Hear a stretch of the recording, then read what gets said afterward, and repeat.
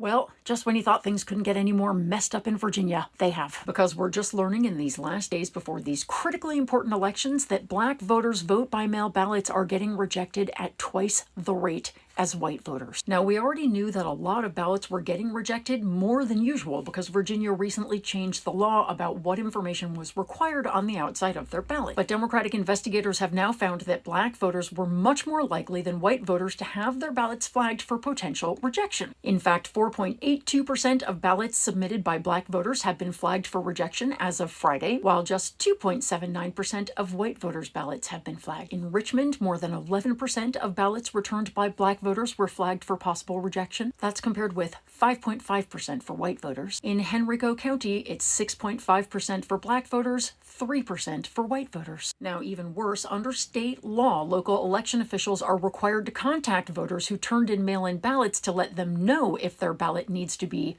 cured, but many black voters are saying they haven't heard from anybody. And before you say, oh, it's only a few thousand ballots, you guys, in Virginia in 2017, the entire balance of power in the House of Delegates was determined by one vote. And you can't help but think there might be a pattern of malfeasance here when Virginia is now also admitting that they illegally purged thousands of voters days before the election. And we already know about the out-of-state extreme right Republican billionaires who are pouring money into this race so that Republicans can take over the state legislature and advance their extreme MAGA agenda. Because that's the only way Republicans can win anymore. Billionaire money and cheating. But remember, the many is more powerful than the money, so let me tell you how you can help. Go to the link in my bio and click here. You'll find a document with lots of phone banks, but also a link to help us cure ballots. That means you're going to call voters in Virginia whose ballots have been rejected and tell them what they need to do to get them accepted. Because if Virginia's Republican election administrators won't do their jobs, we will. So please, you guys, sign up. We've got to win. We've got to show them